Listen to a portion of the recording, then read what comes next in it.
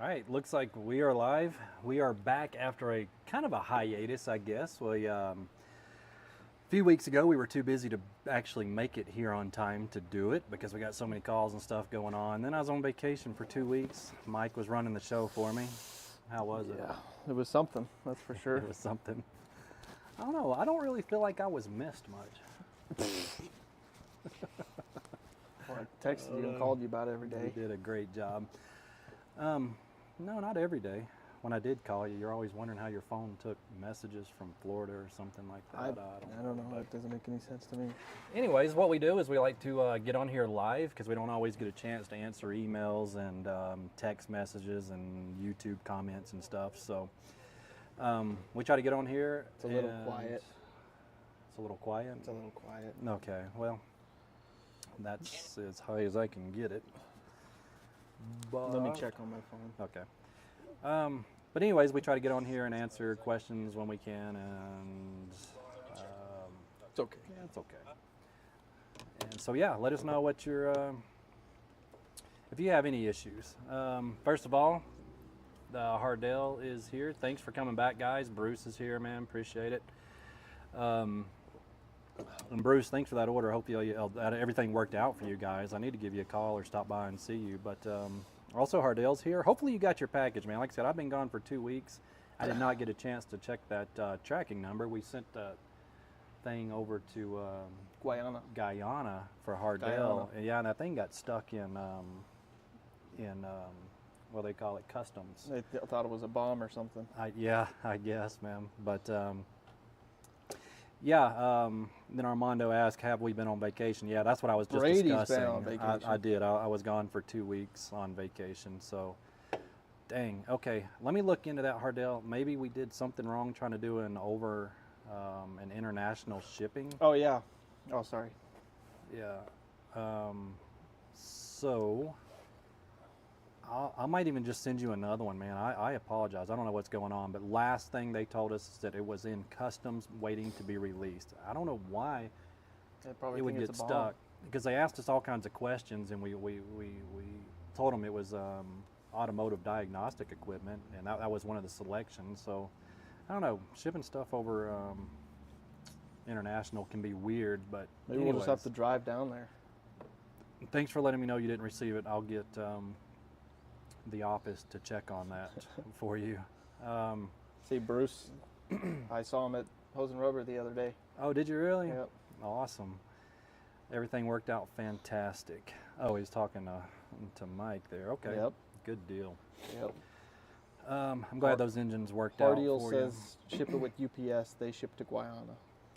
I think it got transferred to UPS from USPS.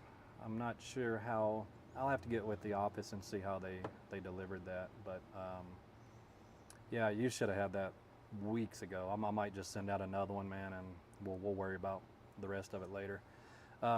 Before we get into questions, man, let's talk about this CDK issue real quick. Man, I know I saw in the forums people were asking, it was a Bobcat specific forum, and they were asking, is Bobcat specifically down? It was a cyber attack on a program. If you're a Zoomer like me, you've probably seen all over TikTok. Is it on TikTok? Everywhere. That's all I've seen for the last 2 weeks. But they're kind of more talking about automotive dealerships, correct, right? Yeah. So it's not just the automotive industry that uses CDK. Now, CDK is a very powerful program. That's how we do our work orders. We do inventory management, payroll, parts ordering, everything goes through. Bobcat, they do everything with that. CDK. And Bobcat is just one dealer out of over 16,000 dealers that have been affected across the United States that uses CDK.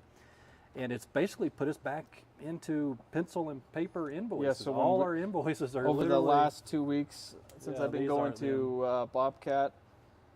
They don't look up the prices on I guess they look up stuff on the computer still, but when you get your part, they write it down. So like I went to Komatsu and I ordered a bunch of stuff for a service, and it took forever. I was there for 45 minutes because he wrote everything down on the paper, everything down, and I didn't have to pay for it. There's no way for us to pay for it. They'll charge us later, but wow. And that's a big deal. I mean, think about that. So it's not just Bobcat, and that's what I was about to say. Mike mentioned it. It's Komatsu, it's John Deere, it's all these dealers, not just automotive, but everybody's using this, and this is huge. This is a very, very big deal. Because like Mike said, they had to write everything down, and then they're going to charge us later. Now think about it. A company as big as Komatsu, they're doing millions of dollars of parts. Who's going to stop me from? Because like. If I didn't have a charge account and they needed my credit card, who's going to stop me from picking one up off the street, giving it to them? They wouldn't know. Ordering a Cummins engine from them. And I guarantee you that's probably happening. I wouldn't doubt it. Not to give anybody any ideas. Right. But Bobcat went over a week without charging us. They had to put it all on paper, and I think we finally paid today. I don't know how we paid. I don't know how they paid. How they charged us, but everything from last week was just free for a while. Well, yeah, they had to trust us, which we know we have a very good relationship with them. But think about all the other customers that were coming in. Think about all the John Deere customers. So it's at Salt Lake City, up there at their dealership. I guess because they don't know me as well. Mm-hmm. One of the guys who's a newer guy, he had me. I guess I don't know. They couldn't even look at the charge account or anything, so they had to take our company card, and they scanned it, both sides they scanned it, and then they were going to scan my ID with it, so they would know who. That's how they had to do it. It's like archaic.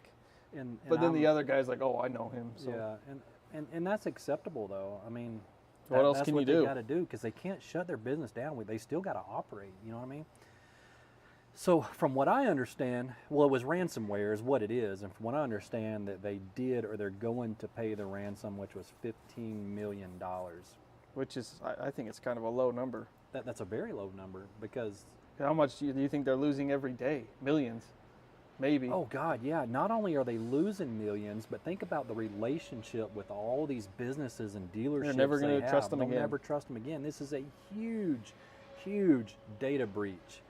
And they have the capability of seeing everything. I mean, credit card numbers, customer information, all the inventory or VIN numbers, service, everything they have access to. And apparently it'll all be released when they pay the ransom. But even then, it's not just paying the ransomware and getting it back on. It's mending the service, making sure that'll never happen again. You got to work your butt off to make sure it doesn't happen again too. You got to hire way better. What do you call it? Cybersecurity experts. Yeah. But a software company as big as CDK, you would think they would have the best of the best of the best, and they were still vulnerable. Yeah. So it's going to cost Bobcat, I bet, tens of thousands of dollars just in trying to catch up and all that. Missed sales, missed opportunities. Yeah, it's just been a nightmare. I just wanted to hit on that real quick because I did see that in the forums. It's been pretty crazy. Where people were asking, was it just Bobcat? No, it's not Bobcat. It is everybody that uses CDK, and most everybody does. What I was thinking about is, let's say I was a flat rate mechanic, and I wanted to make a little bit more money during this no CDK, and I have to write everything down on a pen and paper. How long did it actually take me to do, and how long am I going to put on this piece of paper? Yeah. You know what I mean? Yeah. Who's going to know? Because they can't go back. They can't track it. Yeah, and they can't go back and charge the customer because I'm sure. Yeah, I'd be curious if anybody's in the automotive service side. That's what I've seen on TikTok is they're writing down their times. Everything, yeah. I think that's what I've seen. So I mean, if it was flat rates out the window at that point. If it was me and I was doing a 20-hour engine job, I did that shit in 15 minutes, dude. I mean 15 hours. Yeah, I was 10 hours. Yeah. You know, who's gonna know? Well, awesome. Had that, and what else do I want to touch on? Oh, I did my first service on a T86. I was gonna ask you, was that badass or what? That's stupid, man. Okay. That's disappointing. Well, God, you gotta squeeze the oil filter out of there, so you can't not make a mess. Oh, is it because the DEF thing is right there? Well, you got the DEF tank, but the intake tube comes off that giant air filter housing, and the intake tube is like that close to the oil filter. So by the time you spin the oil filter off the threads, it's like hitting that tube, and then you can't squeeze it out of the engine. Like it comes out, but it sucks. It's not easy. It's hard not to make a mess because there's no way to capture the oil that's dripping down the side of the motor. That new D34 doesn't have that little funnel, that little spout to let the oil from the, no, it doesn't have it. It just drips right down on the oil cooler and on top of the starter and everything. It's hard to contain the mess, and I hate that in the field, making a mess, but I had oil absorbent pads and stuff everywhere. I mean, it worked out, but they just, I don't know, man. The old engines used to be so easy to service, man. And these yeah, inline like on like a 595, it's just right there. Yeah, or even a T870, same thing, man. Yep. You know, then they got these inline engines, which is fine, design changes and all that. So no more dry belts. Yep. Awesome. We still got the laptops and service stuff available. We can get it to you pretty quick, unless you're in Guyana, apparently. But yeah, we got the Bobcat software, engine software, all the interfaces, cables, and everything. So if you're interested in that, give us a call. We don't have that on the website yet because I just have not had a chance. We're shipping them out so quick, and I'm still kind of working on the design. I haven't had a chance to actually get those in up on the website. But yeah, if you're interested, we can get you a breakdown on pricing and everything on that. Well, let's jump into the questions real quick. Mike, where would we have? Where are we at? We are up here. Nathan Smith, how can I get my AC to blow a bit colder in my T650? I'm getting 78 degrees from the register on a 95-degree day. Ooh, that's not cold at all. So the biggest things with AC is maintenance. We're assuming that your compressor is working and engaging, and you know, you got the proper amount of well, they call it Freon. Refrigerant, I think is what they call it now. Anyways, I don't know the technical, but we're going to call it Freon for this sake of.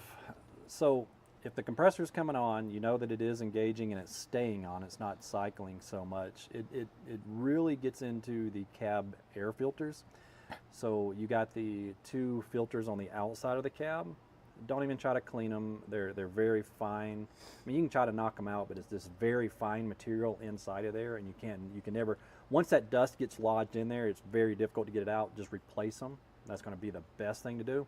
And then don't forget the recirculation filter that is behind the seat at the bottom. Those always get clogged up. People put paper back there, clipboards, and it can't pull air through there. Monster cans, water bottles. It all clogs that recirculation Zen vent cans. up. Yeah, Zen cans, everything. So you got to make sure that all that stuff behind your seat's cleaned out. Make sure that recirculation filter is, just replace it. You know, don't try to clean it. It's just like a foam element there, because it's not filtering a lot of dirt. Like your cab should be pressurized and, in theory, dust free. However, Recently replaced compressor, charged with 3 pounds, and replaced all filters. I did not see filters behind the seats, just vents to the coils. Were you also going to talk about, I was going to say, if you weren't, the underneath, if you lift the cab up, the heater core and the evaporator, or the yeah, that's what's yeah, it we're called? getting to that. Okay. But yeah, that's a good point. But yeah, so you didn't see it. So you got to slide your seat all the way forward and look at the bottom behind the seat on the rear wall there, firewall, what do you want to call it? Rear cab wall. Yep. It's at the bottom. It's an oval, man, it's about like that big around oval, black with like screen on it. It's hard to get out. I take a pry bar, put behind it, and you just literally pop it out. It's got little spring clips that hold it in. That's a big one. Make sure that that gets changed out. You said you put 3 pounds in that system after changing the compressor out. That's a little high. I wonder if it's cycling. It might be cycling. It might be getting too high on the high side.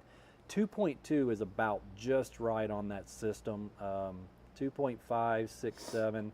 You're getting on that high side where, I mean, if you put your gauges on it, is your high side getting up, you know, over 300 or something, and maybe your compressor cycling in and out because the high side's getting too high with that 3 pounds in there. More is not always better. I think the Bobcat spec is 2 pounds. I find 2.2 works better. So that's something to check. But like Mike was saying, you have to lift the cab up, take that whole plastic housing off, and then you got access to your heater core and your evaporator core. You want to blow those out, even wash them out. That's what I like to wash them out with like the shower mode on the with water, not like a low pressure water. Yeah. Not a pressure washer. Not a pressure washer. The coils, yeah. So yeah, if you're near a hose, so in the field all the time we have to use compressed air. But Mike's right, wash it out, let it dry out real good. make sure that that plastic housing is not full of mud, because it's got two little duct bills on the bottom, and those duct bills are designed to allow water to drain out and keep dust from coming I always, in. whenever I find that I just usually do it anyway. Like on PDIs, I would do it. I just get my little cutters and just cut the holes just a little bit bigger.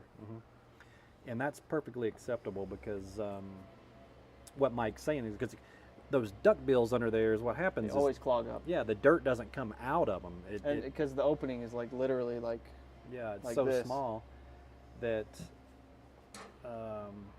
yeah, the dirt can't get out, so your water gets on top of that and it turns into mud, and then it dries, dries up out, and then it it's turns stuck. into brick in there. So you got to make sure that those are draining properly. So that's all the kind of maintenance stuff on the AC system. He got a recommendation of 3 pounds from his Bobcat dealer. I don't know why 3 pounds is too much. I've gone over. You know, I've tried to put more in, and it's too much. 2 pounds on every one of those Bobcat systems. The M series is what the spec is. But like I said, it'll handle 2.2, and it works a little bit better when it's really hot. So. You got a list of things to go down. Yeah. So anyways, hopefully that helps you out, kind of gives you a direction to go in. Hopefully you get it figured out, but it should, 2.2 pounds. Those things blow in the 30s, low 30s, out of the vents when you get them set right. This guy right here, Paul Basil, is spamming something. Maybe he's sitting on his keyboard or something. No, I don't know. Right here we got working on an S300 fault code to calibrate drive, but I am not getting any light in the left side panel. No seat bar light, no lift and tilt. Fault code to calibrate drive. I'm not getting any light on the left side panel. No seat bar, no lift and tilt.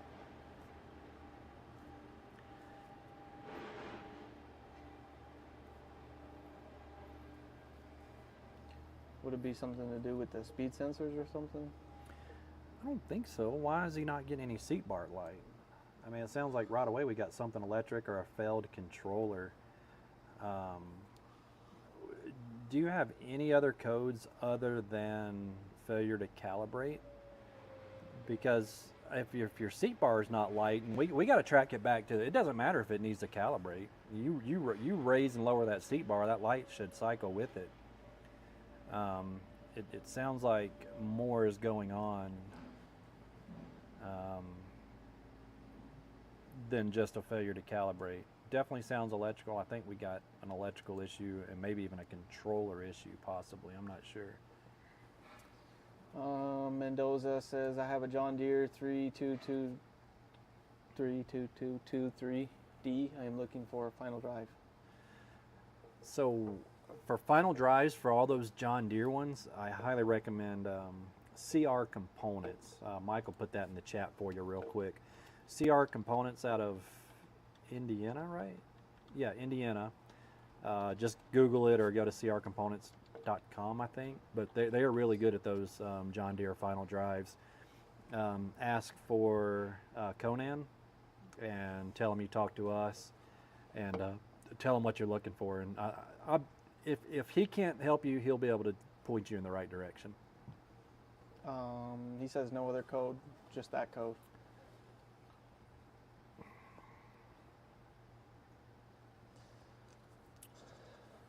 I'd tell you to hook it up to the computer, but he hadn't got his parts yet. Dang. Because I would want to see with the computer if it was cycling in on the thing. I'm going to need a little history on it. Did it just a machine that showed up on your yard? Did you go out to it? What did the customer say? Did it have any other issues before it did that? Or was it working fine 1 minute and the next minute it just says calibrate? Because it shouldn't need, unless it had a software update or a controller change or something like that, it should not request calibration. They never request calibration. Calibration is more of something we do when we change a component or a pump or a controller or that's a controller on top of the pump. You know, we run calibrations, but it's only when you change a controller it would request to calibrate. So I'm going to have to look into that one a little bit. I don't know. Oh, Hardell, and he also mentioned we were talking about the AC. Did you see that part where Yes. he said, "Yeah, check Check the condenser." And he's right. So if your fan's working, that's a great point. Thanks for sharing that. Going back to the AC issue is make sure the condenser, because it sits on top of the cooling package, and sometimes it'll get debris between the AC condenser and the cooling package, and it won't get good airflow through there. So that's a great point too. That's part of regular maintenance as well that I forgot to mention. Thanks for helping out. I appreciate when you guys help out like that, because we're trying to remember all this on a spur, and I know everyone has different points of view or different knowledge or more experience on some things than we do, and we appreciate y'all helping out when you can. Russ says, finally I cleaned up, oh yes, today's question is, finally I cleaned up the engine compartment of the T650 burn unit, took out the injectors, noticed all the numbers that are used for programming the ECM are gone. The injectors had been changed. Is there a way to check these injectors and get the correct info to reprogram to the new ECM? If you plug in your engine analyzer, it will tell you, it'll already have them written. But if it's the old injectors. That's the thing, is the machine burned, so I think his old ECU is garbage, so he won't be able to pull that information. So then you'll probably have to get new injectors.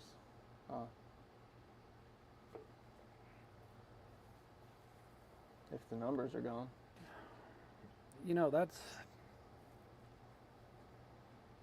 tough. I mean, couldn't you?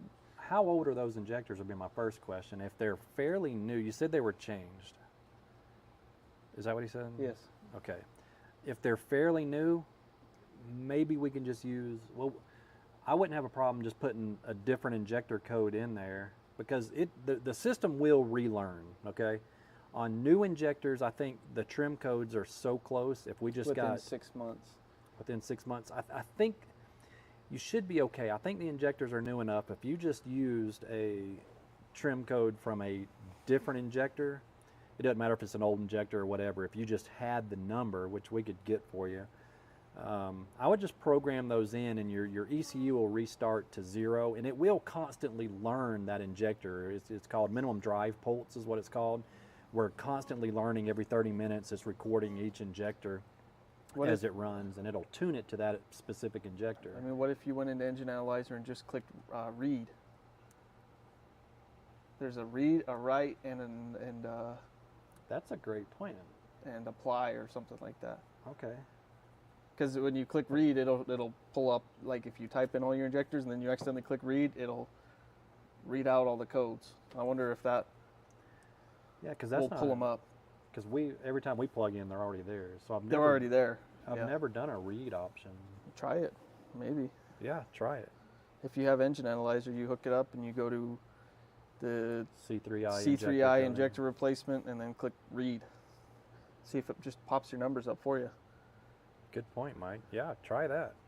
And if that don't work, then like I said, I'll just use a different trim file. Get some, yeah. Being brand new, I think it's going to be close enough, and the tolerances will be close enough that it won't cause any damage or anything. But the new ECU will eventually, through minimum drive pulse, catch up to those injectors and fire them correctly over time. So I think you'll be okay. So there's 2 options. Great point, Mike. I forgot about the read option because I never use it. I don't remember it because I clicked it on accident. Oh, did you? Yep. Like, oops. When I typed in all my injector codes. Yeah. Oh no. We used to do the same thing on the duct bills on the school buses. At the last place I worked at, just cut a small V in it. Worked great in keeping it drained out. Yep. Mm-hmm. School buses too, huh? It's not yes, just sir. tractors, huh? Dan says check that controller for water. For sure on the S300. I just did 2 controllers on the T320 for that. Yeah. Moisture in the connections, bad connections. There's something going on. It seems like. I'm not sure what it is. But he says he also had a failure to calibrate after replacing the drive controller until I updated the drive controller. He can't update it till he gets his parts in. Makes sense. Ricardo says having a problem with my Bobcat 763. When I lower the arms, Bobcat lowers RPMs. The engine bogs down.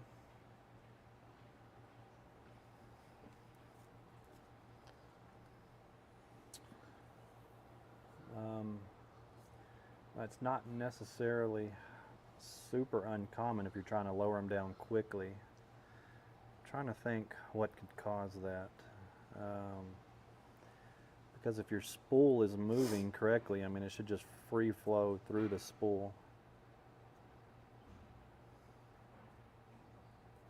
Back into the circuit, but something is having a hard time.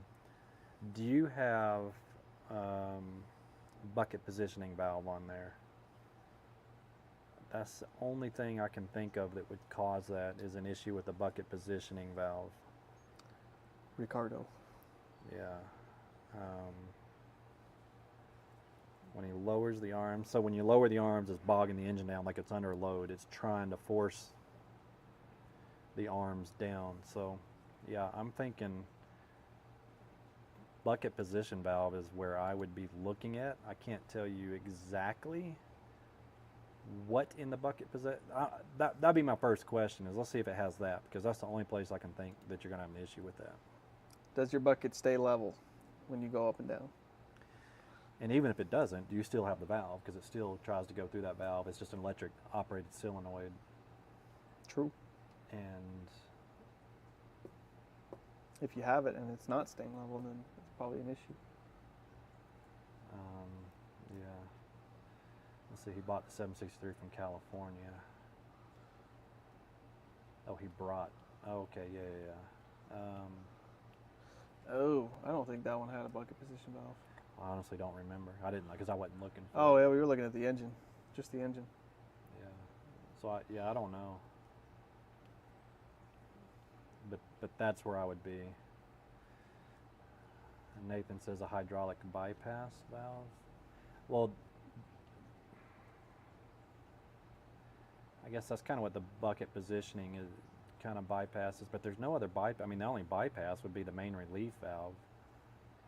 And if it is trying to open the main relief for some reason, yeah, that would bog your engine down, because you're kind of going high system pressure at that, 3,300 psi on the main relief. But the only reason I can think of it going over relief would be some sort of restriction that can only come from the bucket positioning valve, unless something's hooked up wrong. I know there was a lot of work done to that machine, so I'm wondering if there's something that's... He's thinking the spring and the balls on the spool. Well, that's only on the lift circuit. That's not on the tilt. Or I'm sorry. Okay, that is on the lift circuit, but not on the down. That would be only on the up. Well, no, that would be on the downside. But all that does is hold the spool in position. So... Right. If yeah, I don't know. So that shouldn't affect it at all, that I can think of as far as a restriction standpoint. So I don't know. That's a weird one. Make sure the auxiliary's on, Dan says. Correct. Yeah, that's absolutely right. Yeah, if you have the auxiliary on, I don't think it'll even... A lot of them won't even come down. Yeah. But it wouldn't tilt or anything either. I think you lose tilt and the bucket will go up, but it won't come down. Yeah, that's what it was doing on the 650 today. Was it? Which one? The one at the goat farm. What was it doing? T650. When I turn on the auxiliaries on the D10, okay. it'll go up, but it won't go back down. Oh, so you turned on the auxiliary because you were testing power. I was making sure it wasn't smoking. Correct. Yeah. Okay. Awesome. Yeah, we had a lot of stuff going on. So, but that's a good point though. The spring and the balls on the spool. Yeah. Trying to get the fluid temp up and notice that. Yep. Yeah. Exactly. Oh no, that's interesting. I'm gonna have to. I mean, I'll double check the schematic, like well, back in that time when that machine was built, they were doing so many changes with the valves and the Bix valves and everything. So, I mean, once the Bix is open, if you had a Bix issue, it would be doing it up and down. Yeah. So it sounds like the Bix is open. Got another question. Ricardo does. Okay. But he hasn't typed it yet. Yeah, because I can kind of run through those hydraulic schematics through my head, and I just can't see anything that would cause that. This dude's got the hydraulic schematics memorized, man. Well, Another level. Not perfectly memorized, but Another level. on those old machines, they're You pretty study them? simple. I did, man. That's what I do at night. I'd stay up when I couldn't sleep, and I would just study schematics, wiring schematics, CAN bus schematics. I just go home and sit in bed with my laptop. The swing open. motor on like a R series excavator. Because I did that so many times, I've got that one pretty down. Do you? I think so. Well, I don't have an R series for you, but I got you a 331 coming in next week for a swing. Oh, not a motor though. A swivel? You're good at swivels. We love swivels. Bring us your swivels, guys. No, not on them old machines. Good Lord, hate them things. Is it the same thing like last time? That was the last one we did. We've done several, but the bad one was that 341. This is a 331, probably worse. Why? That's all right. A torch and Why? You mean a plasma cutter? plasma cutter. We'll make room for it to come out. 2014 T650. What is optimum operating RPM? Wide open. 2060. 2060. So the only time, so the machine's, Mike's right, the machine's designed to run at wide open throttle for cooling purposes and all that. But generally when we say there's no other option but to run it wide open throttle is on the bigger machine, like the 7 and 800 series that has the DPF, the Kubota with the DPF on it. Because if you didn't run those wide open, the DPFs would clog up. Those were designed, if you let them idle, they would clog up the DPFs and it just cause you all kinds of problems. That's pretty much any machine with the DPF. It really is, yeah. But you've got the Doosan engine in there, and all you've got's a DOC, no SCR, no DPF or anything on there, so there's no issues with clogging up or anything. So on that, for me, the way I operate is just whatever's comfortable with the job you're doing. If you're doing fine grading, keep your RPMs down to keep it smoothed out. But if you're running a brush hog or an attachment that needs all that flow, then you're going to run wide open throttle. So on that machine, I don't think there is an optimum, RPM range, because the engine is fine. It can run, that engine can run at any RPM very efficiently and very well. It just depends on what your job demands. So just whatever's comfortable at the time you're doing it, that's the RPM I would run it at. Mike says wide open. Mike says wide open. Do wheelies. I know, and I don't generally run my machines wide open, man, because it's just, I don't know, it's, like I said, it depends on what I'm doing. If I'm running an attachment that needs it, yeah, but for the most part, I get better control and stuff. Should be smoother with the joystick. It's hard because everything's electric. Yeah, it's hard on that one. No, that because one's when you easy. turn that one full throttle, No, I was going to say that everything. You try and you push it and it shoots up. Try and be gentle with your tippy toes. These Gen Z kids can't use. I can run a joystick like. The joysticks are electric over easy. hydraulic. The inputs are, they're touchy. They work good. It's better than any other pilot controlled machine. Well, yeah, for sure. I don't know. People would argue that point too, but I like the electric over hydraulic. They say the pilot controls are more snappy, more responsive. But like I used to have a landscape company when I was younger, and when you got to get right up a house, right up around, gas valves and mains and stuff, man, I always brought that RPM down. Yeah, it smoothed everything out. Yeah. But again, can't be tight if it's liquid. Correct.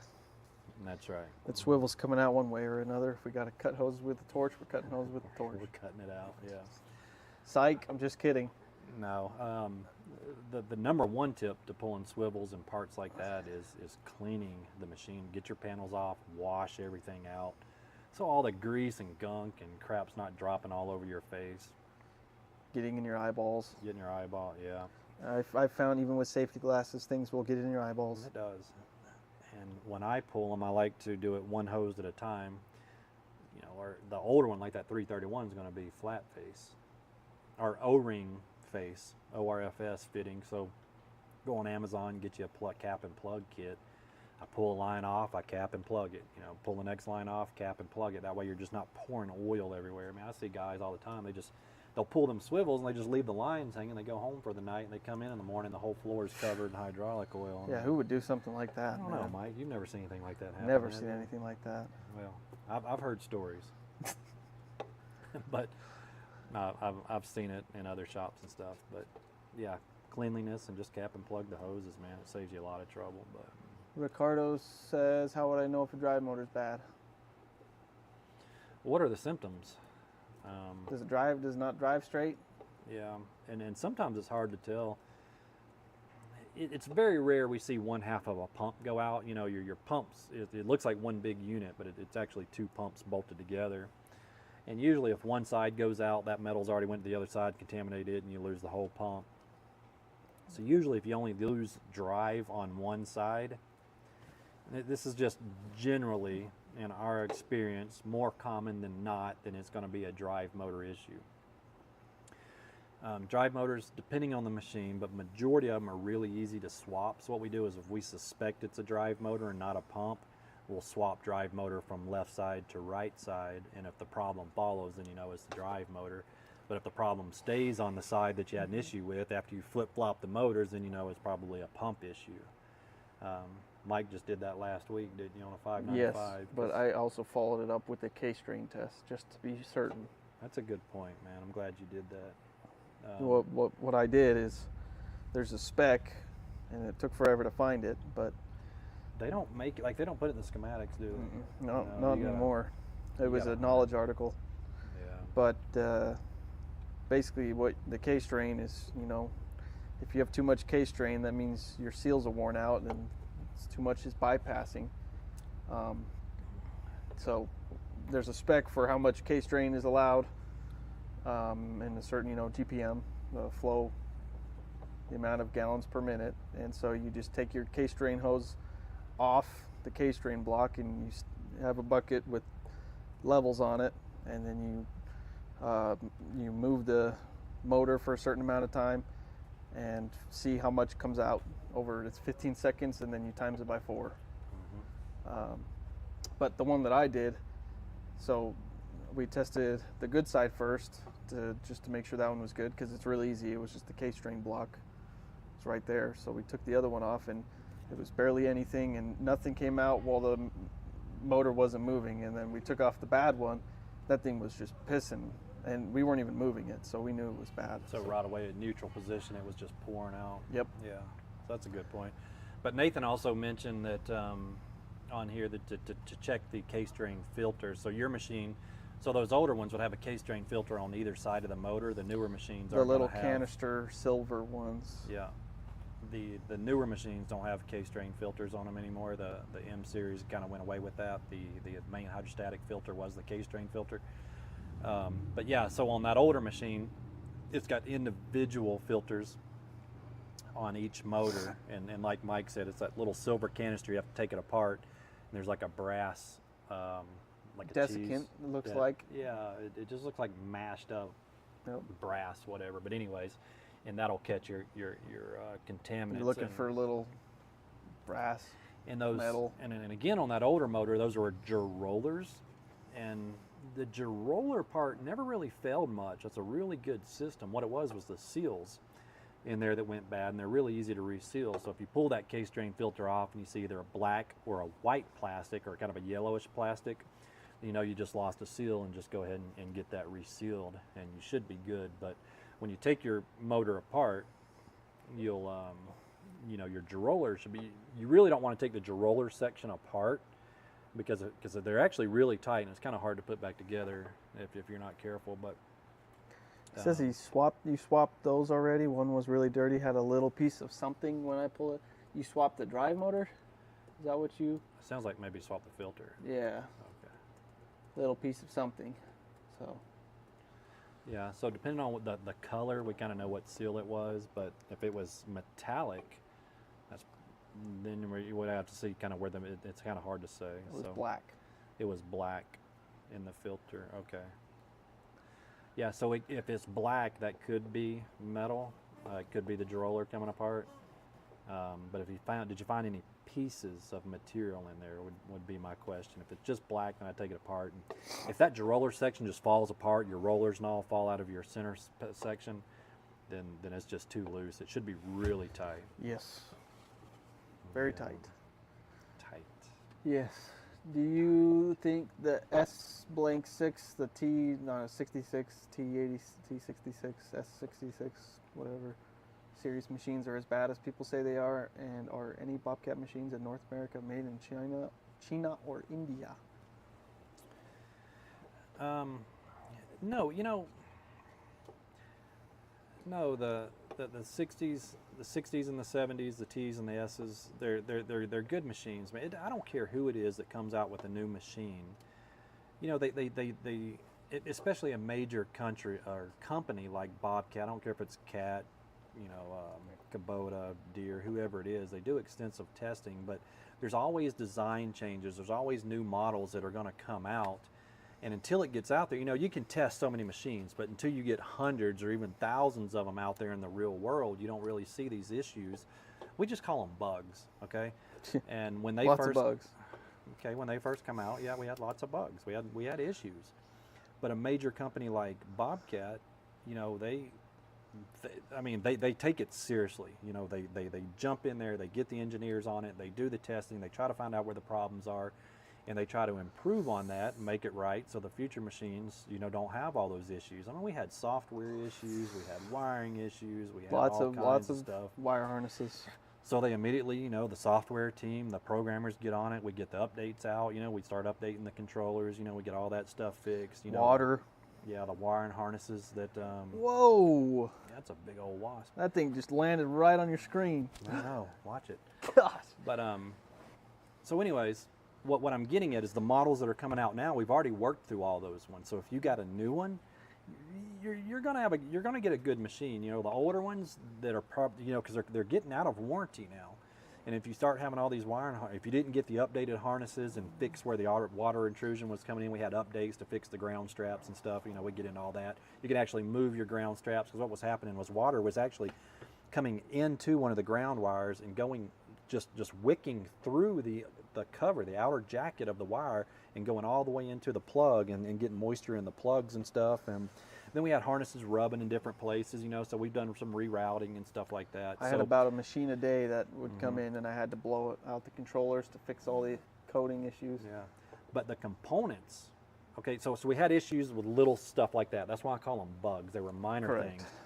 Those Doosan engines are awesome. They're amazing engines. We had issues with especially the M series. with the Bosch Yeah, fuel that's what I was system. going to say, because we had the Delphi issues, so we kind of got a bad rap going with that Delphi fuel system because they were susceptible to contamination or whatever, more so than the Bosch system. The Bosch systems have been great. To this day, I haven't even done a Bosch injector. Nope. I don't even know how. Yeah, but we do Delphi injectors on a daily, it seems like. Yep. So, the pumps, we got the updated pumps in there. The pumps are great. The motors, we've been using the same motors for a long time. They're great motors, all Rexroth materials. Sour, we got some sour pumps too. Our gear pumps are sour now. Danfoss. Charge pump and implement pump. Yeah, just great, components. The machine and the components are great. We just had issues with bugs, and all those got worked out. So if you were to buy another, I wouldn't own another machine. We work on brand new Cats and Deers and crap all the time. Garbage. And fuck, dude, it's not just biased.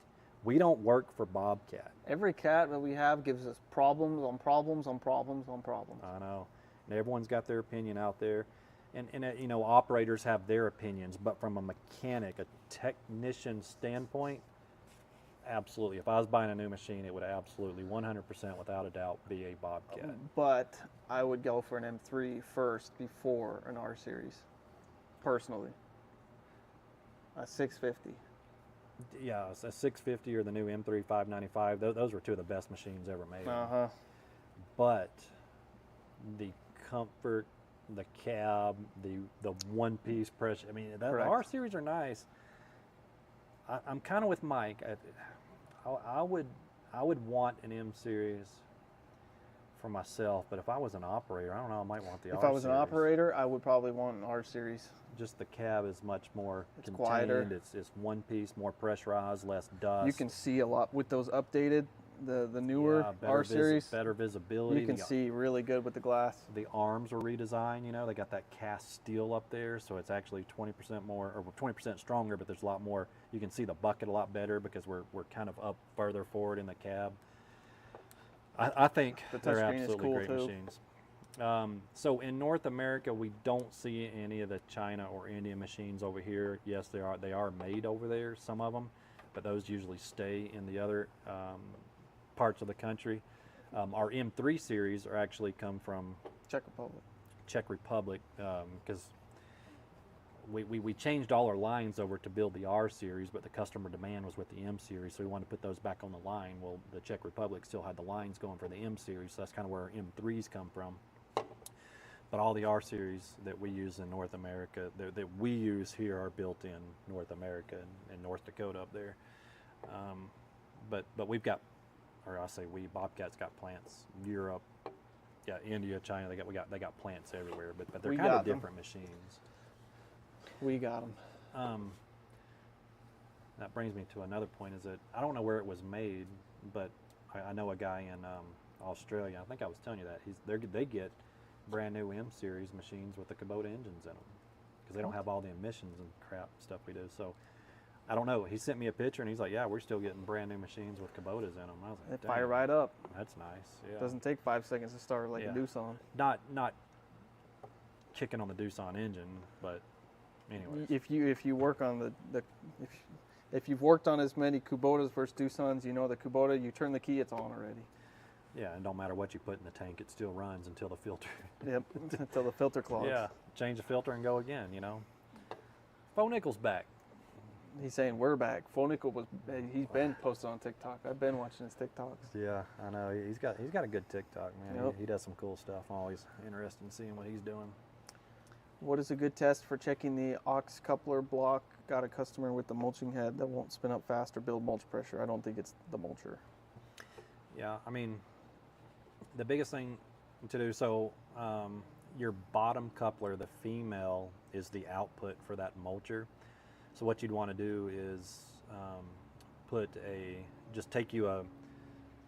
so the female coupler is the one you want to test. So I would buy a male coupler and just put you a gauge right in the end of it, plug it into that port, deadhead your auxiliaries into that, and make sure you're building relief pressure. Relief pressure on what machine did you say? Doesn't say. Okay, anyway, so depending on what your machine is, your relief pressure should be well over 3,000. It could be anywhere from 32 up to like 37, 3,800. A bigger machine, you might be closer to 4,000. But basically you want to see if you're T750. 750, so you're going to be higher in that spec, probably closer to 400 PSI deadheaded into that 4,000. gauge. 4,000, what did I say? 400. Yeah, 4,000. And that way you should meet relief pressure in the coupler. If not, then your coupler's bypassing, because those couplers are designed to relieve pressure and go through the block. But if your O-rings are bad or whatever, you know, so it might be just as cheap to change the coupler and bypass, you know, doing the gauge and the test. But if you're constantly working on these machines, get you that coupler and that gauge, because you can tell a lot just by checking pressure at the coupler itself. But that'll also tell you, because we've seen blocks with internal cracks inside of them letting fluid bypass. So if we know, and that's another thing, it's not spinning up fast enough, do we know our gear pump's in good shape? We would have to do a direct pump direct pump test to check the efficiency on the pump itself. But if you're specifically suspecting the coupler block, then yeah, you're going to have to put a gauge on the end of it, make sure it meets relief pressure. I think that's about all you can do as far as that goes. But you can also put a flow gauge on that as well, and you can check flow up there on the coupler block, make sure you're meeting spec. And if you're not, then that's where we would go back and do the direct pump test. We would need a reason to do a direct pump test before we just go and do that, because that is more involved. It's a lot of work. Faux Nickel likes the M series over the R series. At least for now. For now. Yeah, I get it. I like them both. Like I said, if I were to own one, because I don't run it every day, it probably would be an M series.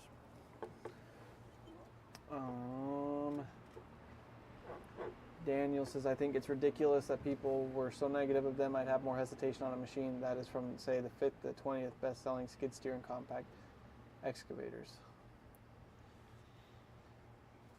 I don't know. Yeah. I feel like they're like.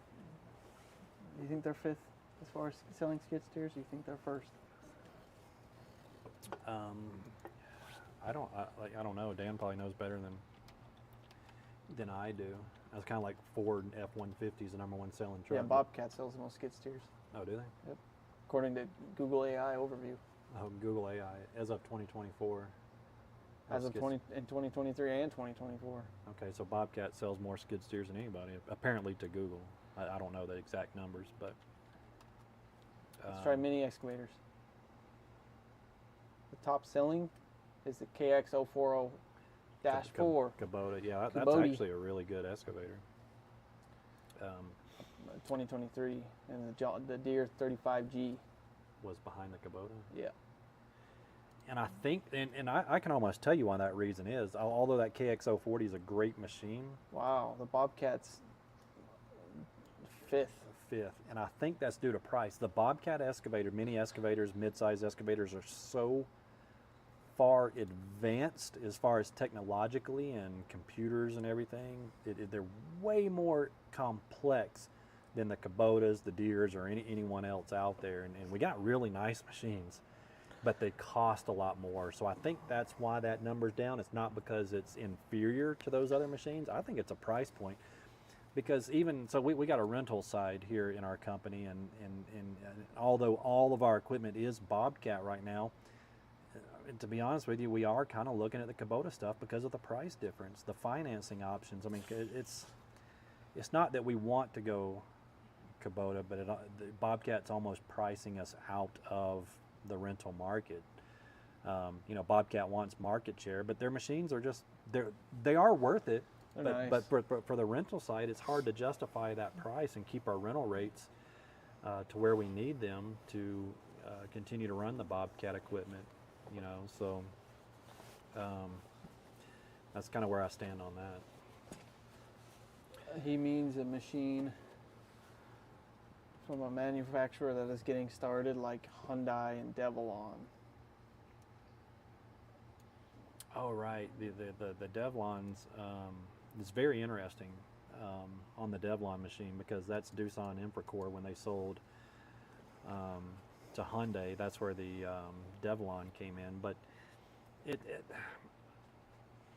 well, Devlon, I'm just talking about the skid steers. The new track skid steers are brand new to Devlon, but they've got a bunch of, well, the Devlon name itself is new. But let's go back to the skid steer side. That's a Doosan skid steer. That's using the Doosan D34 engine, same as the Bobcats. But you know, they've been manufacturing skid steers for Bobcat, or they own the Bobcat brand. I guess they're not doing the manufacturing, but now they're doing their own machines. So I've seen the prototypes and stuff at Con Expo. I haven't actually been in an actual operating Devlon machine, but it's going to be interesting to see how they're going to compete in the market and get market share. Because another big thing, another big reason we like Bobcat is because of, you know, parts, support, service. You know, it's so easy to get information, parts, and everything for the Bobcat machines. All right, let's say you buy a Devlon. If you're not close to your dealer, you know, I've never even seen a Devlon dealer. I don't know. I bet you equipment share. No, as a matter of fact, so here in my area, because we actually talked to Devlon, equipment share is the dealer form, but equipment share is not carrying the equipment, from what I understand. And Devlon is looking for dealers, and we kind of almost considered taking on that dealership because we're already familiar with the engines and everything. So we're kind of, you know, talking about. I want a Devlon hat. Do it. Yeah, doing that, but they have all kinds of equipment. So it's interesting how you mentioned the Devlon there. That's, yeah.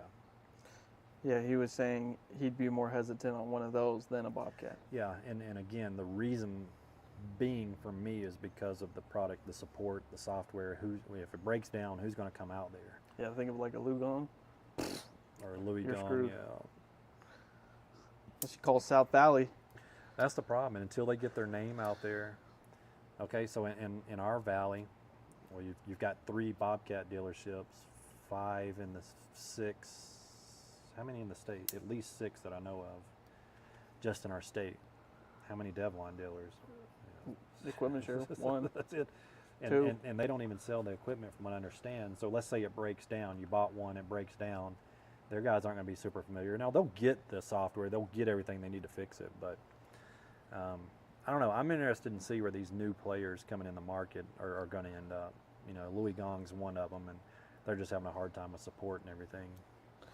They're based out of, well, it's a Chinese company, but their central location in the U.S. is out of Texas.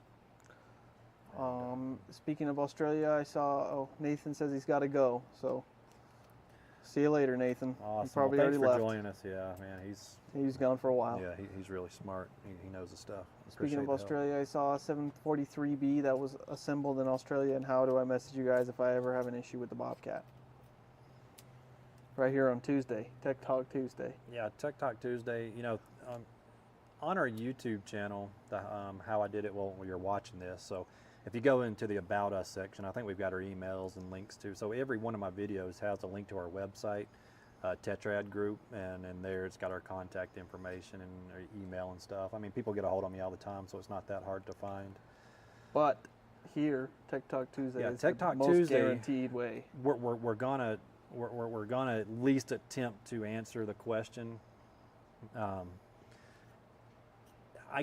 I can't tell you how many emails and texts and stuff I get on a daily basis, and I kind of just I look at them and I mean to go back and kind of answer them, but I just don't have the time to answer every question and text and email I get. So on our website we do consultations. Now if you schedule a consultation with us, I mean it's just at our hourly rate, but we do it after hours here. When we get off work, I take those calls, and it does cost money, but that way, if you pay for it, you tell me what your problem is, your serial number, we go ahead and start looking into that issue. You know, what's your problem? I'll go ahead and get schematics pulled up. I'll search my old files, see if I can kind of match up what you're telling me to that. So my work begins before our call ever starts. And then once we get on the call, you know, if you schedule the time, I'm gonna spend the time with you. And if we can't fix it on the call, I give you suggestions, you work on it. We don't have to schedule another call. Then at that point, you're a customer. Okay, then you can text me and then I'll follow up with you on that same problem. Now, if you have multiple problems down the road with different machines and stuff, those are some of the ones that kind of get overlooked, but we might need to schedule another appointment. It's not because we're being greedy or whatever, what a lot of people seem to think is, it's greed. No, it's not greed, it's just a time thing. We just don't have time. We're working minimum 10, 12 hours a day. Mike and I both are just running wide open. It's just hard to sit here, read emails, look up the problem, parts, whatever the case. I just don't have that time. But if you schedule it, then you're in our queue or hourly rate, and it just goes back into the company. So that's the best way if you have an in-depth problem, is to schedule an appointment with us. If it's something that we can't answer in a paragraph or something right here, we can give you suggestions, but okay, I'm rambling. Shoot, Mike. What were you even talking about? I don't know. Just kidding. Justin Jose's here. He says, howdy. Man, about time. Where you been, Justin? You can't say that. Don't say that. I know. He's going to ream me for that. You're never going to forget. He's never going to forget that. He'll never forget that. Jeff says, is there any maintenance on the exhaust of 2014 S450 Bobcat 3-cylinder? Nope. No maintenance on the exhaust. As long as your engine's running good. The only maintenance you would have is that those 3 cylinders, you have turbo. If you lost your turbo and you just filled it full of oil, even then they'll kind of get hot and clean themselves out. But that's a DOC. I've never seen one bad. I've talked to other techs. I mean, it's not that they don't go bad or they don't break loose or whatever, because they do have their issues. But in my experience, for how many years I've been doing it, I've never had an issue with the DOC on the exhaust of that. The only, when we're talking about exhaust, the turbo is usually the only thing you'll ever have a problem with. But there's even no maintenance on the turbo other than changing your engine oil. What we used to do at the dealer is we'd get, they'd send us these bags, and we'd have to turn on the engine, and we'd put the bag over the exhaust. We'd have to get exhaust samples every 250 hours. Yeah, and the higher the hours, the bigger the bag you need. So let's say it's a 2,000 hour machine, you'd have to get a big 55-gallon drum trash bag and put it over the exhaust and fill it slap full like a big balloon. You tie it off real good and you send it off and Yeah. do the exhaust samples on it, and that way it'll tell you kind of how your engine's running, if Yep. there's any too much fuel or smoke or whatever the case So may just be. make sure you keep doing your exhaust samples. Right. Um, Great point. Thanks for sharing. no problem. I think Kubota is like a Honda, Toyota, and Bobcat is like buying a Mercedes or BMW. Well, for it to be like a Honda or Toyota, it has to be reliable. You know what I mean? It's more like buying like a Chevy. Chevy, that's that's right. Cheap piece of crap. Yeah, like, Just kidding. I'm just kidding. well, a Kubota's like, okay, let's say it's the F-150. Yeah, it's good, it's nice, but it's a piece of shit at the end of the day. It's hard to work on. It's gonna break. It's guaranteed to break. I don't know, man. Everyone's a Ford, Chevy guy. But if you're comparing Bobcat to Mercedes and BMW, Mercedes and BMW are terrible to work on. They are hard to work on. Yeah. Well, I mean, what's a car that's easy to work on and nice? No cars are easy to work on Yeah, anymore. you get either. Other than the Chevrolet, the 5.3, the LS series engines. That goes back to the Ford and Chevy. Not that we're talking about Fords and Chevys, but God, Yeah, but he didn't say redneck though. well, I am a redneck, so I can move on. Like every couple of years, they're changing their damn engines in Ford. They can't find an engine that works. They can't. Every one of them, they have to change them every couple of years. It's not a little change. It's huge. It's a whole fucking different Yep. damn model, man. Look how long we've been using the LS engines from 1990. Well, in the trucks, 99. I got one in my Honda. LS. That's badass. Pop a wheelie. Yeah. It's awesome. Smoke the front tires right off. How do you think I get here to work so fast? But you know, we make changes to those LS engines, but you know, even the Duramax, the 6.6s has still been the 6.6 forever. You know what I mean? It's just Yeah. they make changes. They're different. LMs, L5Ps, you know, whatever. There's minor changes, fuel pump stuff like that. But the base principle of all the Chevrolet engines here lately is just basically the same design because they're badass. They're great. They last forever. And that's the Doosan engine. Carry on. Carry on. Carry on. Any news here? This for you. Any news on the R Series oil filter relocation? Yes. The news is there is no news. Someone was helping me with that. Was that Dan? I have no idea. This is Some- above my pay grade. Someone was going to help me find a new. God, I just hadn't had time to get back on it. Like I said, we had a big order placed with Permacool, who was design or building the filter adapter kits because we got a weird thread on that filter, so we have to be able to adapt to the engine. Yeah. And you know, we had some, then we placed a big order, and Permacool just shut us off, sent us our money back, and said we can't help you. And since then, I haven't even got back on that. So I've got to ask so many times about that. I need to get back on it. Help remind me to make that a point at some point. Okay. Make it a point at some point to make it a point to check into that. Don't So forget your appointment. as of now, I do not have a good answer for that. But thank you for asking. I need to get on that. S530 with the V2203 got north of 5,000 psi coming from the pump for the forward and reverse. Right. But it is noticeably slow. Already adjusted the linkages. This is the high pressure relief valves. Well, If you're getting 5,000, that's your relief valves are fine. Yeah, that's what the high pressure relief valves are, right around that 5,000 psi. So if you're getting 5,000, your high pressure reliefs are fine. Slow as in like it drives slow, like your motors. Both forward and reverse. Yeah. So again, that's almost where, you know, we would. And this is what we were talking about on the pumps earlier. Is usually we can tell by pressure. It'll meet pressure. Yes. But then if we start questioning flow, then we have to put a flow on there and do a pump efficiency test. Okay. Generally, if you can meet pressure, you can meet flow. That's not always the case, but generally speaking, if you can meet pressure, you can meet flow. So just because you're meeting pressure doesn't mean you have much flow.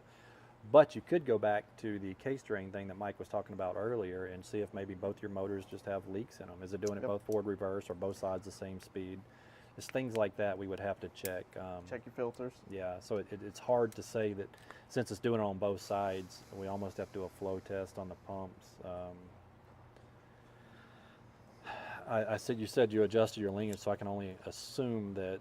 I mean, it being a 530, I mean it could be an SJC machine, but you said you adjusted Manual. linkages, so it sounds like a manual drive machine. so we can't check it on the computer to make sure the swash plates are moving all the way. And so yeah, that's kind of where we would start is checking flow and stuff like that. What do you think of the 145 and 165? I think it's weird to see a Bobcat that is huge in my area. And it's a Bobcat dealer that sells them. It's not so bad in my area. What state are... Yes. What do you think of the 165 and 145? They're cool. Yeah, never they're got to cool. work on any. They're good machines, but at the same time, it's kind of like our old E85 with the Yanmar in it. It was Doosan. You know, Bobcat, we got our own screens and all. You know, we got Bobcat. The 145, 165 are Doosan machines painted and stickered with Bobcat labels. That Doosan we worked on is basically what it was, a 145? Yeah, DX. Okay, so I've worked on one 145 in my life. Yeah, but it was a orange Doosan. It was an orange 145. Yeah. You know, they're good machines. I'm not super familiar with them. I do work on them and service them a lot, but you know, I worked on the engines. It's Perkins engines, so now we have to have different software to talk to the machine. Versus the engine being a Perkins engine. So now we have to have different interfaces and different softwares than everything on the excavators up to the 145, because there's nothing in between the E88 now. It used to be an E85, then it's E88, then it goes straight to the E145. So the E88 is the last model where we still got the Doosan engine with the Doosan engine analyzer and Bobcat analyzer to talk to the machine. So once you get into those bigger excavators, then you got to have the Doosan and the Perkins software. You still got two different softwares to talk to that. I don't know. I think if I was going to get one that size, I'd get a Cat. Yeah. Like that 315. I know. I mean, it's hard to beat a Cat big excavator. Yes, you know, yes, the mini correct. excavators, it's easy to beat those because they're garbage. But the big ones, it's hard to beat. Yeah, a Cat excavator. So for me, I'm not super familiar with the larger size excavators. There's not a lot of them out there, so I'm not sure why people would choose a 145, 165, whether it's a Doosan or a Bobcat, over something like a Komatsu, even a Komatsu. Deer that size, Deer, or a Cat. correct. I'm not sure why. I'd have to see the price difference and stuff like that. I've never been in the market for a machine that size, so I'm not sure. I don't think they're bad machines. We haven't had any issues with them. We had like some def tank issues and header issues. Everybody across the board. But everybody's had those, yeah. And ours were updates. Before it failed, we were updating them. But Perkins engines, you know, Perkins been around for a long time. Great engines, great parts, components, everything. They're good machines. But with that being said, I don't know why someone would choose one over one of the other major brands. I was going to ask you guys, while we're talking about software, if anybody here works on Takeuchi skid steers often, a lot, let me know. I have a question for you about software. Dan's your man. Is Dan still here? Dan? Yeah, I bet he'll know. We'll call him in a little while and Okay. you can explain to Because him. I have a question about Takeuchi skid steers. Yeah, from what I understand, it's a Dan. What's the pump manufacturer? It's their software to talk to the machine side, but Dan might know. But Well, then I'd have to know how to clear those codes. You know what I mean? Maybe. I don't know. Anyways, he's Motorhead is here. He says guy came on a job with a Sany Chinese junk excavator, and then he goes, "What?" the Sany, is that what he said? Where's Sany. Sany. Guy just came up. What do you think? Okay, I thought someone said, oh yeah, Sany. Oh, and then someone said something about Sunward. I saw. Okay, yeah, Sunward. So I've never even heard of Sunward. yeah, Sany is a Chinese company. So I saw them at Con Expo, and I was very impressed at the amount of equipment they had. Not just the small stuff, but they've got They got huge big stuff. giant telehandlers, giant excavators. They got a lot of equipment. But again, who's the damn dealer? We got one dealer up north that sells them. I don't know how much they work on them, how easy it is to get parts or whatever. But Maybe it's time we start learning Mandarin. I guess so. I mean, there's a lot of aftermarket brand. I'm going to call it aftermarket. It's kind of a major brand now. Back when I was doing automatic lube systems in Georgia, Sany, however you want to pronounce it, they actually did concrete pump trucks down in Peachtree City, Georgia. Peachtree So we would City. go down there and put automatic lube systems on their concrete pump trucks. That was the first time I ever heard of Sonny. Then I saw that they got into the construction side, and I'd had no idea until this last Con Expo how big the Sonny market actually was, or how big the equipment was. And it might be bigger in different parts of the world, but I don't see many of them out here. And I've never operated one. Now I've seen the Louis Gong excavators, which are Yanmar engines, just like the skid steers are. Yep. And good control valves. They have good components on them. You know, I'm not knocking them, but again, it goes back to parts and service, and support really on those machines. And same thing with the Sunward. We got a Sunward dealership up north too. Have you seen those? I've never seen a Sunward. They're like a blue kind of. What would you call it? Like a light and dark Oh blue. yeah, is their I think color we've talked scheme. about it before. Yeah. No, I saw one in Mapleton. Did you? Oh, on Yeah. the job. I don't think I've ever seen one on a job. I've seen them. It was they were framing or something. I don't know. It was a skid steer, a Sunward skid steer. I took a picture of it because I'm like, what the hell is that? Yeah. Sam up here says, what do you think of Cat? And so, again, everyone's got their own opinion. What oil do you use? You know, what's the best oil? What's the best grease? You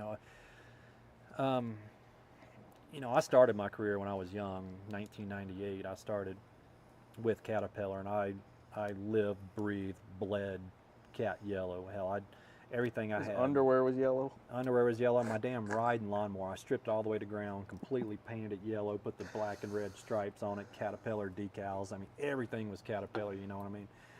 And, you know, they were good machines. And then in about 2000s when they came out with their compact construction equipment, the skid steers and all, and I call them the A models, but it wasn't really an A model. They only had 4 models. The 216, 26, 36, and the 46 were the only ones they had, and they had the Percapillars, what we call them, Perkins engines in them. God, those were great machines. I love those things. But you know, they're kind of going all over the place with their engines, man. What it was, Kubota, Perkins for a while, Perkins. Kubota, Mitsubishi. Yep. Fuck, find an engine, stick with it. Find you a good engine. What was wrong with the Well, Perkins? they're all Cat engines.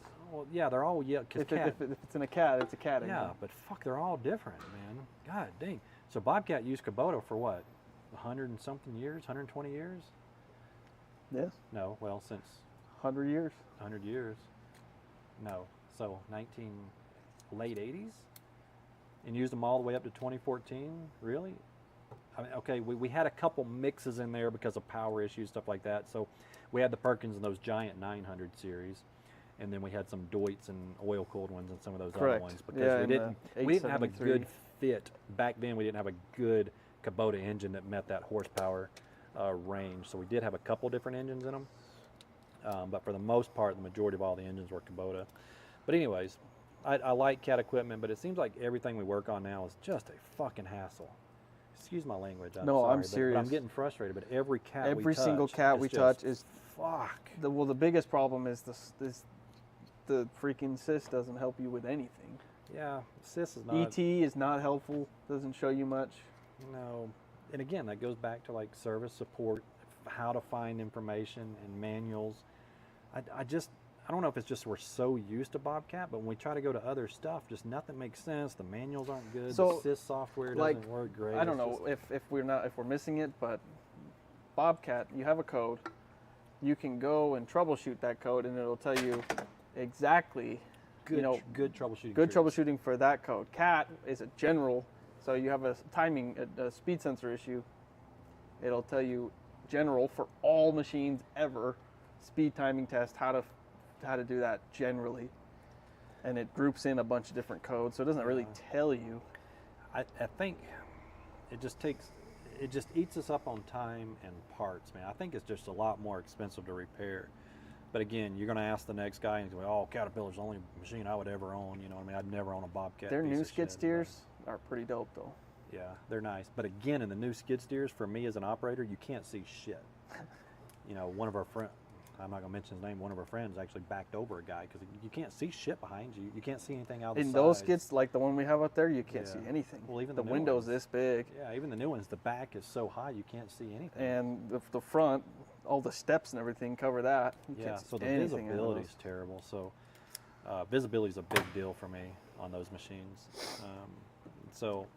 But Caterpillar, you know, we're talking compact construction equipment, large They're excavation. dozers, scrapers, badass. Yeah. Graders, badass, dude. They got paving equipment, compaction equipment. Their pavers are It's sick. so huge.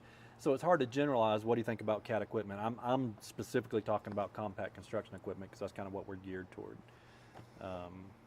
Tangent. Yeah, he says Cat uses Chinese parts. Oh fuck! At the end of the day, everyone uses Chinese parts at some point. Yep, you're not gonna make money using American parts, unfortunately. Yeah. Pharaoh says he can machine the parts if needed for the block. And Justin Jose also says, do you have the part number for the adapter? So you got 2 contenders On the adapter. for the filter head. They're both talking about the filter head, the Permacool one. Yeah. Okay. All right. Yeah.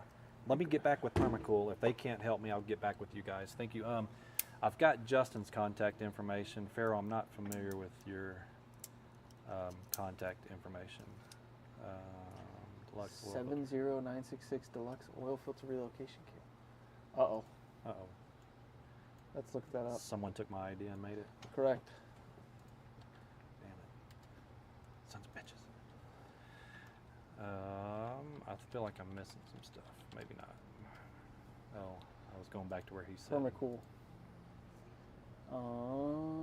Maybe they stole your idea and used it. Look right here, Permacool.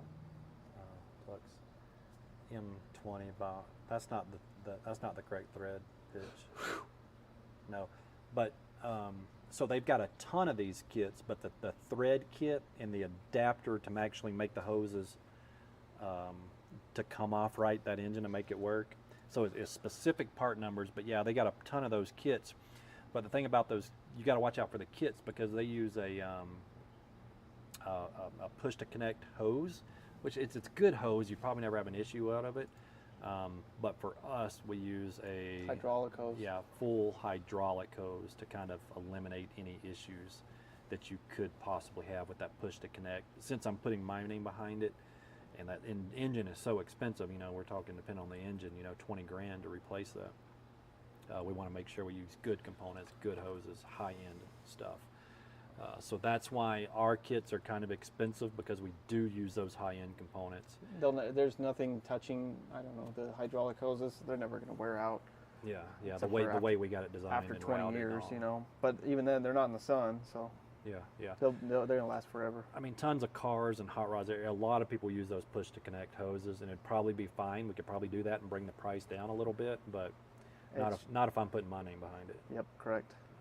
So, yeah, they've got that kit, but those fittings and all that, the way we design it is useless. We need just the components themselves, and I've got that thread pitch. It's like a 1 at 12 or something, 1 inch at 12. I'll have to look it back up. But anyways.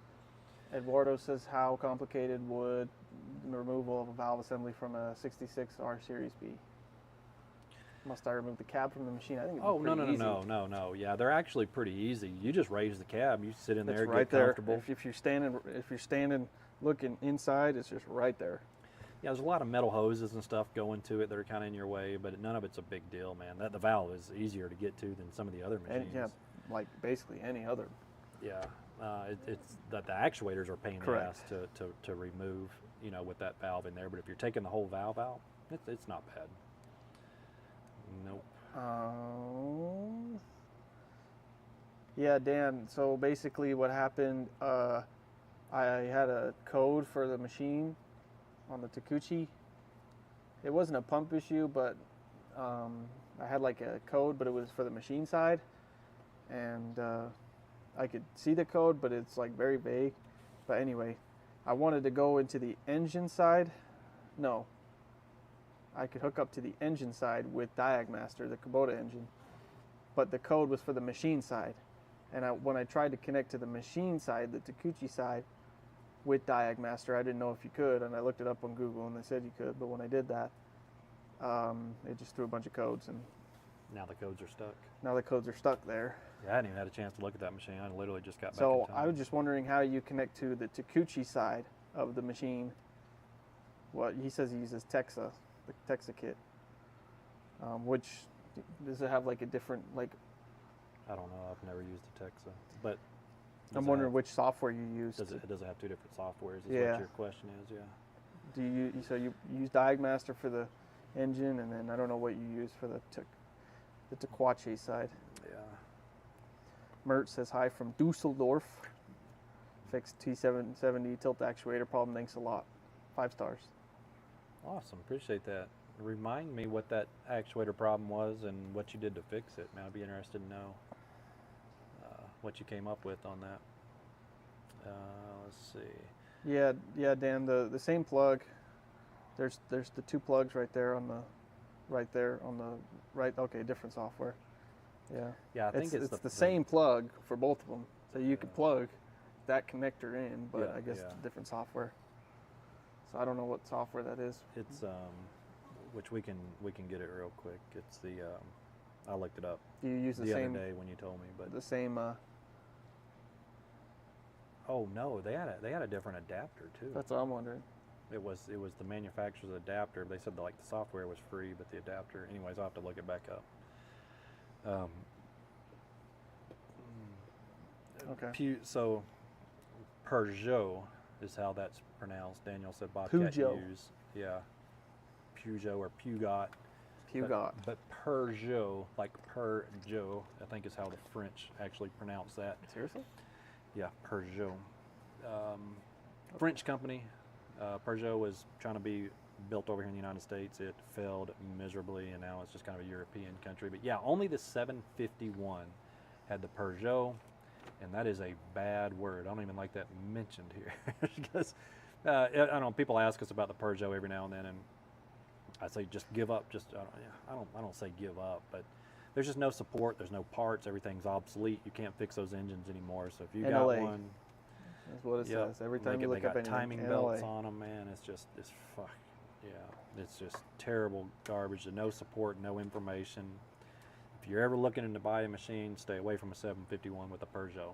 That's all I can tell you. XGM Zoom Lion, XCGM, Saney stole all patents, copied our equipment illegally. I believe it.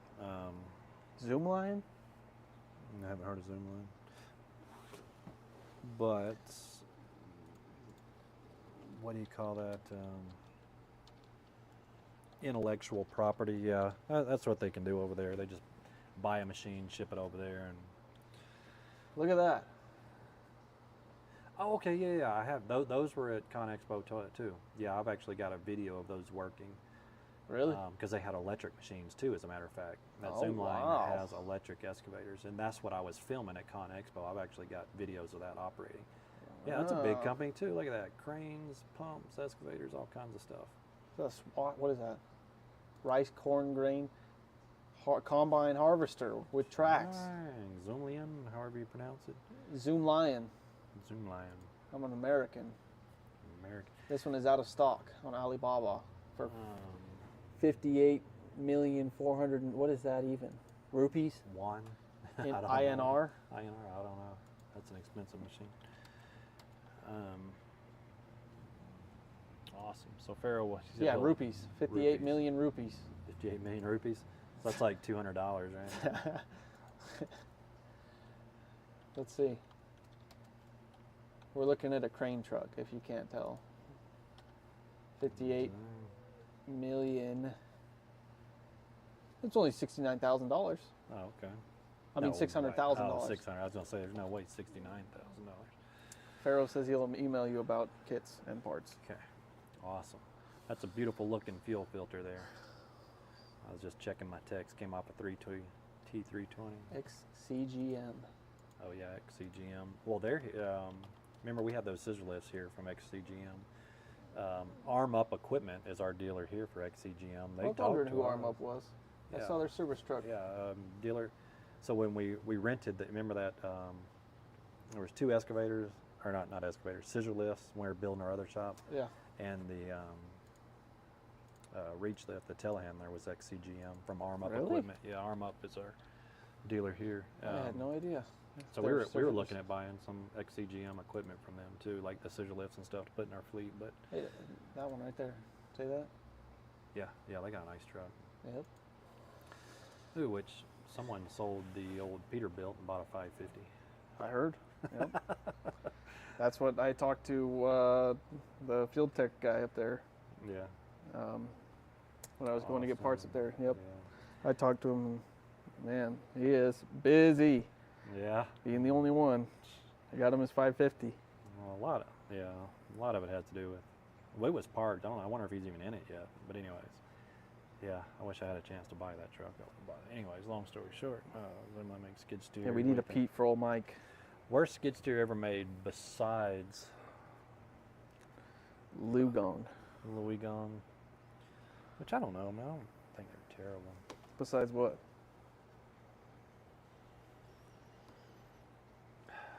I don't know, man. It's hard to say because I don't know. There's a lot of manufacturers I'm probably not even familiar with. You know, there's different manufacturers all over the country, or all over the world, I guess. I saw this red one that I'd never heard of. Yanmar's the red ones. No, it wasn't Mustang, or no. well, Mustang is how do you say it? Mantua. Yeah, it was a Mantua. Yeah, so that's like a Mustang. Manitou. This one. I saw Yeah. this one, the Manitou. But they've been around for a long time. But they use good components too. The Yanmars use good components. God, I don't know. Gale. I was gonna say, so it was Gale and Holland? Mustang. I think Gale and Mustang are now Manaway, if I'm not, or the Mantua. however you say Manitou. it. Yeah, Mantua. Manitou. I hate New Holland skid steers, and I hate Case skid steers. And Yeah, if it wasn't the old Gales, for me, I don't know, like the old Scat Tracks, which was Volvo, were pretty rough. But what are those? the thing about major equipment manufacturers, ASV. Oh fuck. Yeah, well, ASV actually has good machines. Their undercarriage was fucking terrible, but they make good machines. I don't know. There's a lot of them I wouldn't own, that's for sure. But I don't know who the worst one. That's a good question. Write in the comments, everybody. Worst skid steer on the Yeah, planet. let's ask everybody who's still here. What do you think the worst one ever made was, in your opinion? In my experience, what was the worst skid steer we've ever worked on? Fucking John Deere. No. Oh, Cat. That Cat right there is the worst Yeah. skid steer ever. Well, it's most Cats. It seems like they're. John Deere's were fine. Once we fix the seat bar sensor, it's easy. Thomas? Oh, I've had other. Yeah, Thomas was a skid steer. Yeah. Yeah, they had the Kubotas in them too, and some of the old Gales I worked on still had like the Deutz engines in them, which are good engines. You know, it's like, yeah.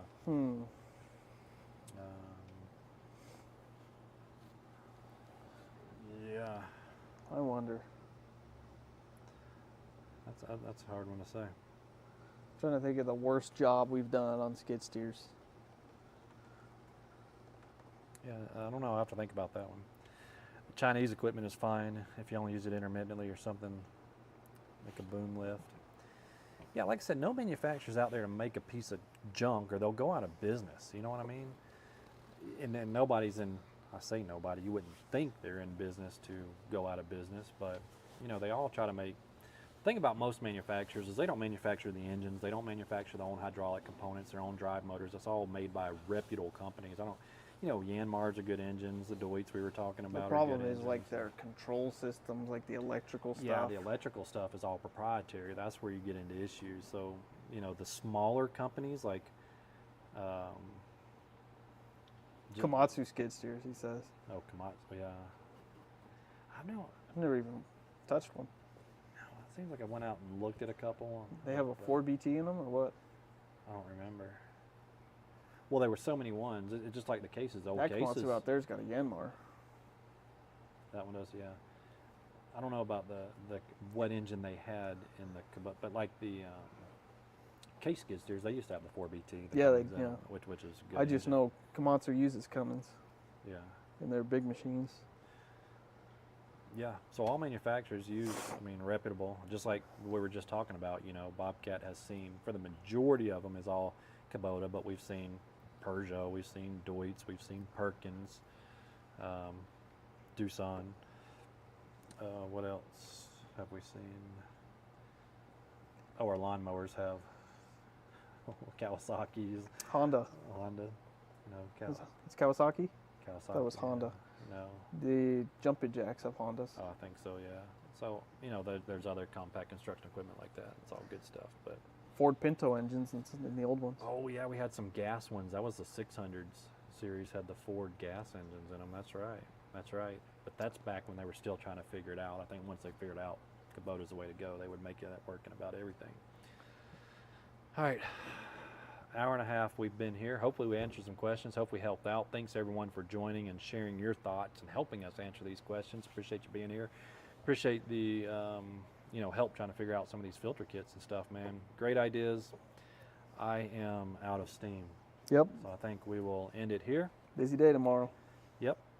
Our goal is to be here every Tuesday.